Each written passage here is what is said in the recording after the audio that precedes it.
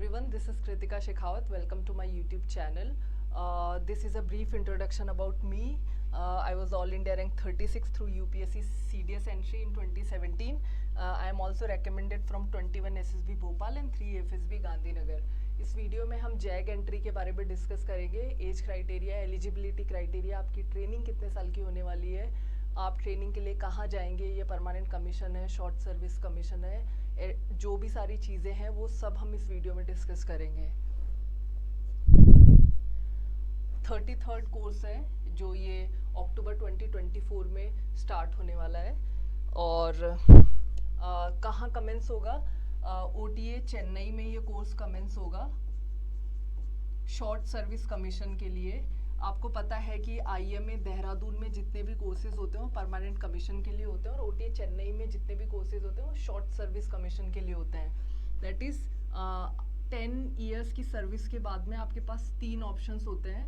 या तो आप ऑप्ट आउट कर सकते हैं, रिटायरमेंट ले सकते हैं, या फिर आप 4 ईयर्स एक्सटेंशन के लिए अप्लाई कर सकते हैं, तो आप 14 ईयर्स तक सर्व कर सकते हैं in total. And third option है कि आप परमानेंट कमीशन के लिए अप्लाई कर सकते हैं. ज़रूरी नहीं है कि आपको परमानेंट कमीशन मिल ही जाए, बट अगर सीट्स हैं, वैकेंसीज उस पर्टिकुलर कोर या ब्रांच या यूनिट में है तो आप परमानेंट कमीशन के लिए भी अप्लाई कर सकते हैं. नेक्स्ट इज़ इम्पॉर्टेंट डेट्स क्या हैं. 30th अक्टूबर से ये एप्लीकेशन स्टार्ट हो जाएगा और last date to apply is 28 November. SSB dates आपकी मई, जून, जुलाई में SSB होना स्टार्ट हो जाता है. और कोर्स कब स्टार्ट होगा? अक्टूबर 2024 में. इसके लिए कौन अप्लाई कर सकता है? इस पर्टिकुलर जैग एंट्री के लिए मेल और फीमेल दोनों अप्लाई कर सकती हैं.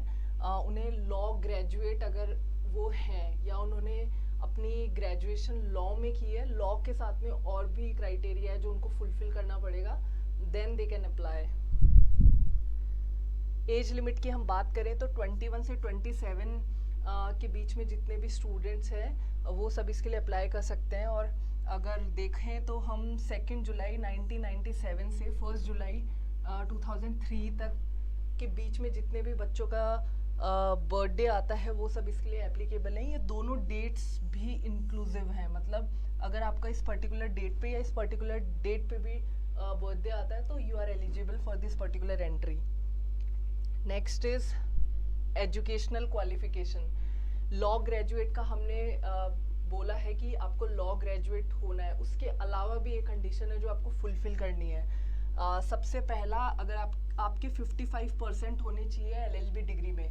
कई स्टूडेंट होते हैं जो 10+2 के बाद में ही सीधा 5 ईयर्स का लॉ कर लेते हैं, और कई स्टूडेंट्स होते हैं जो किसी पर्टिकुलर दूसरी स्ट्रीम में ग्रेजुएट होते हैं बट उसके बाद में 3 साल का वो कोर्स कंप्लीट कर लेते हैं LLB का.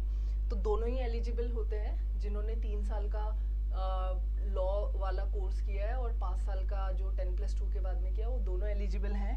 कंडीशन है 55% स्कोर होना चाहिए. सेकंड कंडीशन बहुत इंपॉर्टेंट कंडीशन है. क्लैट PG का स्कोर मैंडेटरी हो गया है.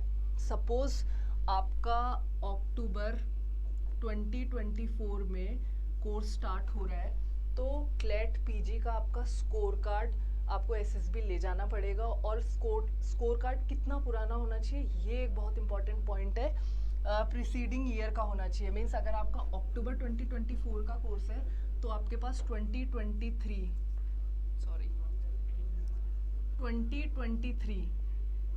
का क्लैट PG का स्कोर कार्ड होना चाहिए.